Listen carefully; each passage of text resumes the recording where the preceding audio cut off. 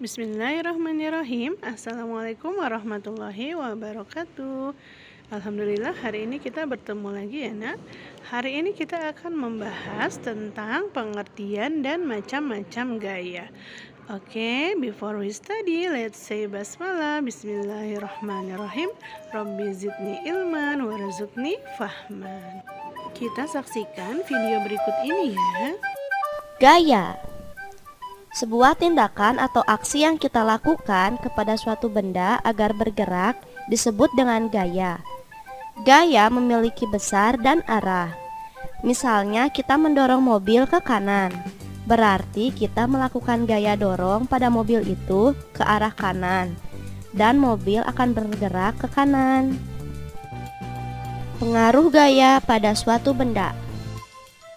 Jika mobil tadi kita dorong, maka akan bergerak. Jadi pada suatu benda yang diam, jika dikenakan gaya tarik atau dorong, efeknya akan menjadi bergerak. Ketika mobil sudah bergerak, cobalah berikan gaya dorong lagi dan dorong lagi terus. Maka makin lama mobil akan bergerak makin cepat. Jadi efek gaya pada benda yang bergerak akan mempercepat lagi atau terjadi percepatan. Namun demikian, gaya juga bisa menyebabkan benda yang bergerak menjadi berhenti bergerak atau diam jika diberi dua gaya yang arahnya berlawanan. Misalnya, pada mobil yang bergerak tadi, kita berikan gaya tarik ke arah yang berlawanan, maka mobil justru akan berhenti. Begitu juga jika kamu dorong meja oleh dua orang dengan arah saling berlawanan, pasti meja itu akan diam. Pengaruh gaya pada perubahan bentuk. Gaya juga bisa menyebabkan perubahan bentuk. Misalnya, kita lihat lilin, malam, plastisin, atau tanah liat. Jika kita tekan akan berubah bentuk.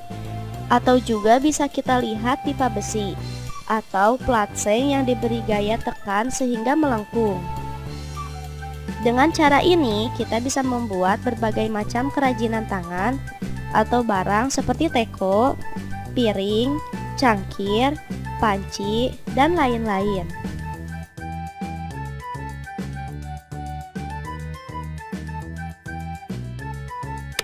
Macam-macam gaya.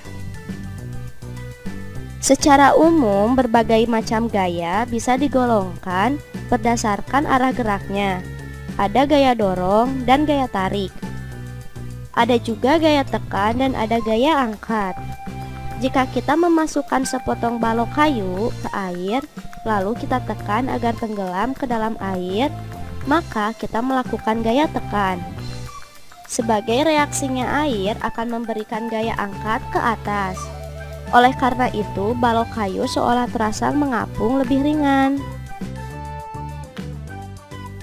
Prinsip yang sama digunakan untuk pesawat terbang, di mana udara memberikan gaya angkat, sehingga pesawat yang terbuat dari besi yang berat bisa mengapung terbang ke udara.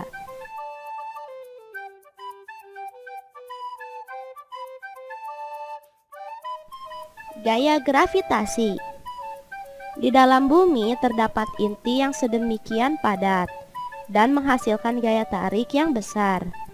Sedemikian besarnya gaya tarik itu, maka akan menarik benda apapun yang berada di dekat bumi sehingga menempel di permukaan bumi.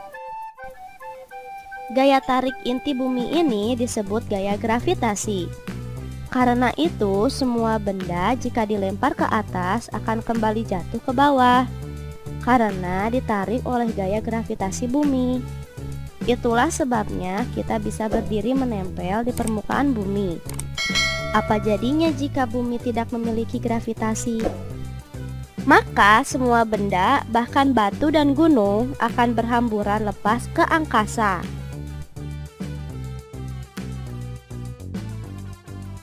Karena bumi ini bulat, arah atas dan bawah itu relatif. Di permukaan bumi, semua benda jika dilempar ke arah menjauhi inti bumi, sering kita sebut dilempar ke atas, akan kembali ditarik ke arah inti bumi, atau sering kita sebut jatuh ke bawah. Masing-masing planet memiliki inti, sehingga masing-masing planet juga memiliki gravitasi. Contohnya bulan. Bulan berada di dekat bumi. Gravitasi bumi menarik bulan. Sebaliknya, gravitasi bulan juga menarik bumi. Namun, karena bumi lebih besar ukurannya, gaya gravitasinya juga lebih besar. Sehingga bulan kalah dan ditarik mengeliling bumi. Maka jadilah bulan sebagai satelitnya bumi. Sedangkan gaya gravitasi matahari yang lebih besar menyebabkan bumi mengitari matahari.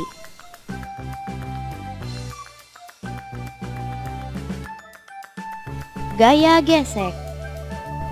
Gaya gesek ialah reaksi yang timbul karena kita memberikan gaya dorong pada benda yang menempel pada suatu permukaan. Arah gaya gesek selalu berlawanan arah dengan arah perpindahan benda. Jika benda kita dorong ke kanan, pasti gaya gesek yang timbul adalah kiri. Besarnya gaya gesek bergantung pada berat benda, serta tingkat kekasaran permukaan. Semakin berat bendanya dan semakin kasar permukaan tempat benda itu menempel, maka akan semakin besar pula gaya gesek yang timbul. Gaya dorong sifatnya mempercepat gerakan benda. Sebaliknya, gaya gesek sifatnya menghambat gerakan benda. Jika gaya dorong yang kamu lakukan lebih kecil dari gaya gesek, maka benda yang akan diam tidak bergerak.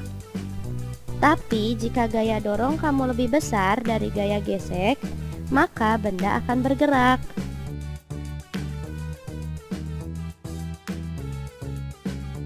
Gaya magnet. Gaya magnet timbul dari sebuah magnet. Magnet bisa diperoleh dari alam, bisa juga dibuat. Gaya magnet bersifat menarik benda yang terbuat dari besi. Arah tarikannya menuju inti magnet. Magnet memiliki kutub, utara dan selatan. Jika dua buah magnet bertemu dan kutub yang sejenis bertemu, maka gaya yang timbul adalah gaya saling menolak. Namun jika kutub negatif dan positif yang bertemu, gaya yang timbul adalah saling menarik.